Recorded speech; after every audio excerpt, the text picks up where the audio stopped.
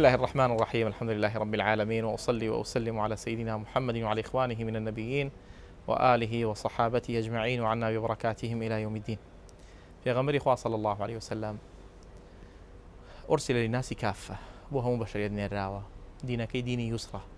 ويخوي فرقال فرمي يريد الله ليخفف عنكم. خوي تعالى بويا محمد ناردو شريعي ناردو قرآن ناردو بوي تخفيف كان أسر خلق. يريد الله بكم اليسر ولا يريد بكم العسر. خوي تعالى هميشا يسري لأيوة أوي آسان كاريب لأيوة أوي. خوي تعالى نايب تان خاتا مشقتنا راحتي وحرج، وما جعل عليكم في الدين من حرج ملة أبيكم إبراهيم. وهروها في غمري صلى الله عليه وسلم جابا أما مفتاحي بكليلي ببو شخصيتي، خدي شخصيتي في غمر عليه الصلاة والسلام مقدمة منه. في غمري خوش عليه الصلاة والسلام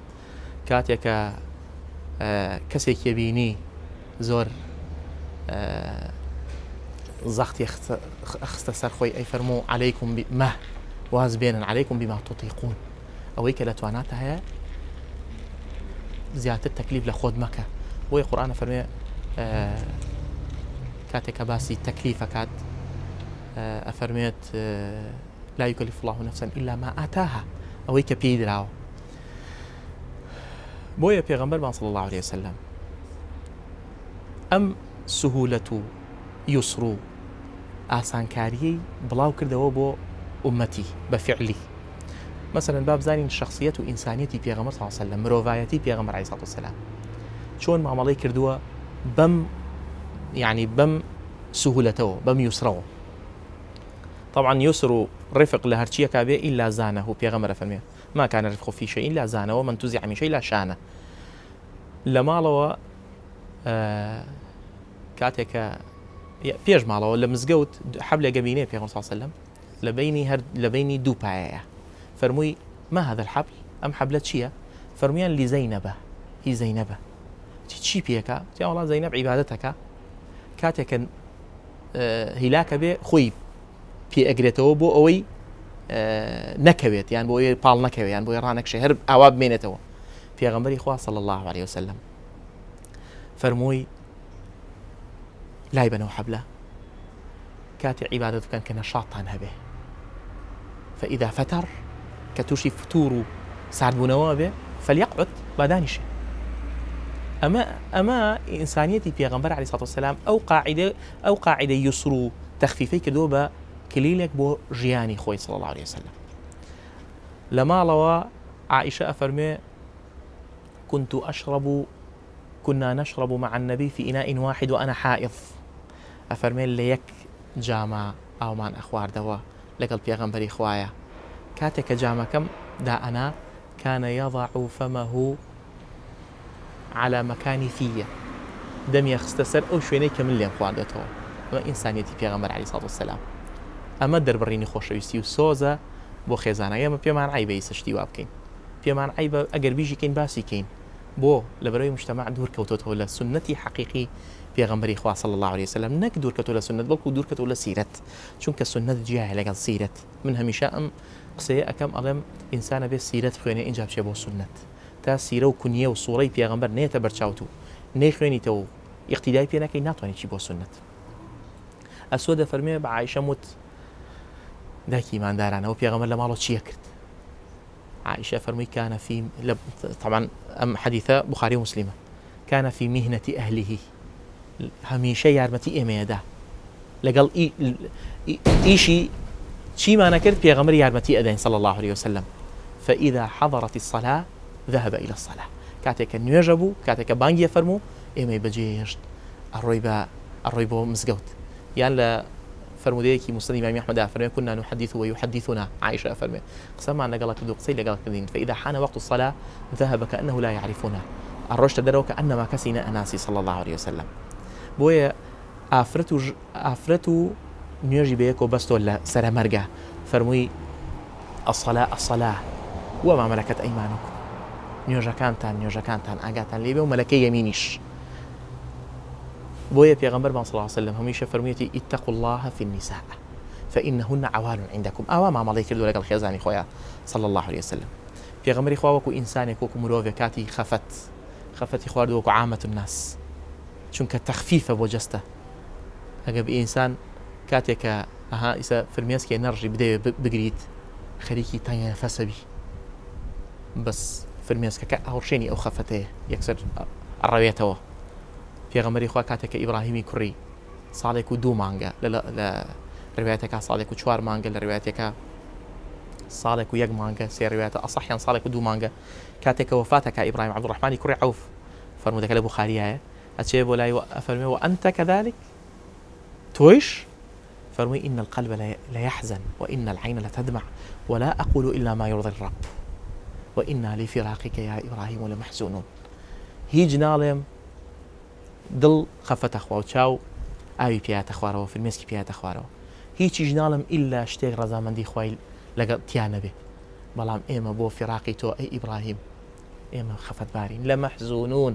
بە جەمع هێناوێتی زانایانی شڕاحی حەدیسەکە فەرموون دیارە مەجموعەیەکی زۆر لەگەڵ پێغەمبەرە خەفەتبار بوون بۆ نەوەی پێغەمبەر عەلەیهی سەڵاتو وەسەلام بۆ بناڵەکەی پێغەمبەر صلی الله عەلەیهی وسەلەم. پێغەمبەری خوا لەگەڵ جەنازەیەکە وەکو ئینسانێک وەکو مرۆڤێک هەڵەسێ لەبەر جەنازەیەک لە بوخاریایە طبعا وتیان إنه يهودي جەنازەیەکی یەهودیە پێغەمبەری خوا فەرمووی ئەلەیسەت نەفسەن أي نفس نية جابها يهودي به للفظك على مصركي حاكمها فرمي نفس تفلتت مني إلى النار نفسك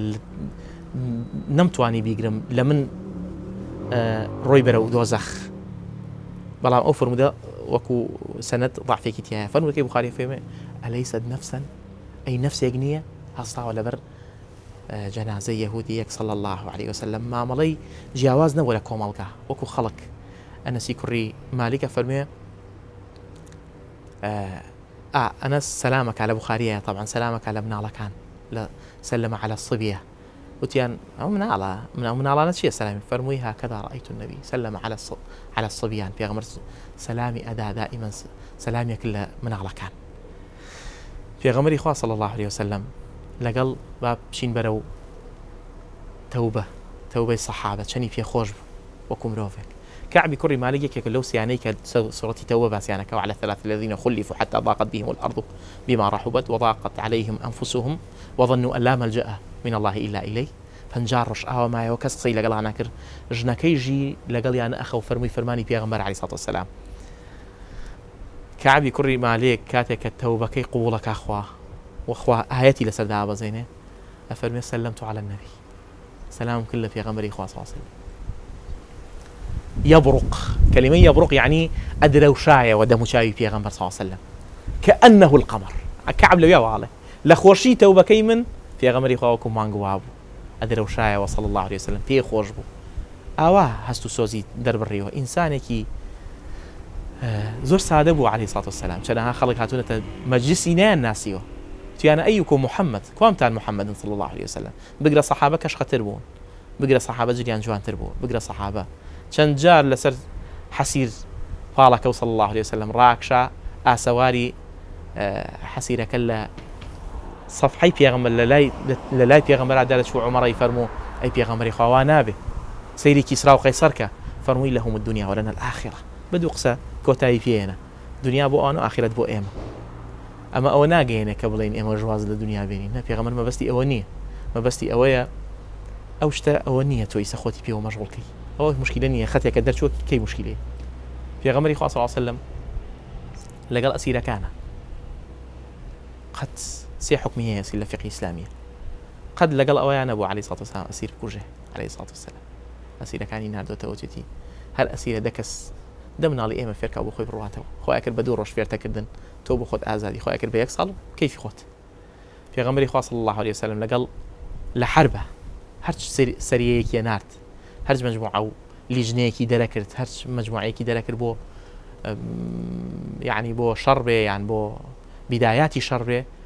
وصيت يكر أجاتا لأفرد أجاتا لمنال أجاتا لنخيل نخلة كبير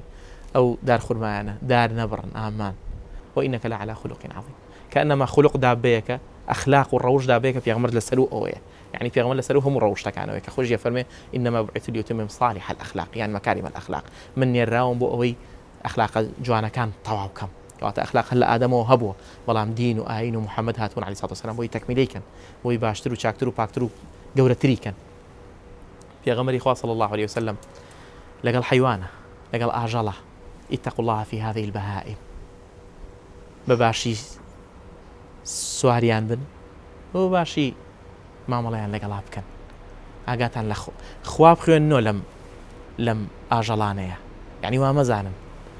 ئەمانە معجەمن بەمانە زمان بەیانیان نییە علەمەه البەیان بەس بۆ ئینسانە بەڵام ئەوانی شتێک هەیە لە ناخیانە بۆیە عەقلی فیتریان هەیە وەکو زانایانە فەرمیسا یەک چاڵ بکەرەوە ئاگری تێکە ئاژەڵێک گوێ درێژێک ئەجەل لەکوم الله دوو لە ڕووی بینەری بەڕێز گوێ درێژێک بخەرە لای چاڵەکە غارەدا بەجێیە لە کاتە عەقلی فیتری هەیە بەس بەیانی نییە بۆیە سولەیمان قسەی لەگەڵ ئوتینا مەنطق الطەیر لەگەڵ باڵندەکانە قسەی کردووە کاتە پێغەمبەری خوا صلی الله عليه وسلم هەمیشە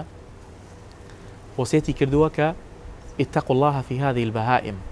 يعني حشتريتها خزمتي بيغمبر صلى الله عليه وسلم حديث كلام مستند إمام أحمد أفرمي شكا إلي شكاتي لا كردم فرمي هي كيه فرمي يعني لرجل من الأنصار هي بياك أنصارية والله باين كير بيغمبر صلى الله عليه وسلم شكا إلي أنك تجيعه برسية كيت يعني للفظك تضربه ليديت بيغمبر محامي ئاژەڵەکانیش بووە حقوقی ئینسان و حقوقی حیوان پێش 1400 ساڵ پێ صلی سلم یعنی وەشەکەی بۆ داناوی وەشەی عملەکەی لای محەممەد بوو عەلەیهی سڵات وەسەلام تەخطیط و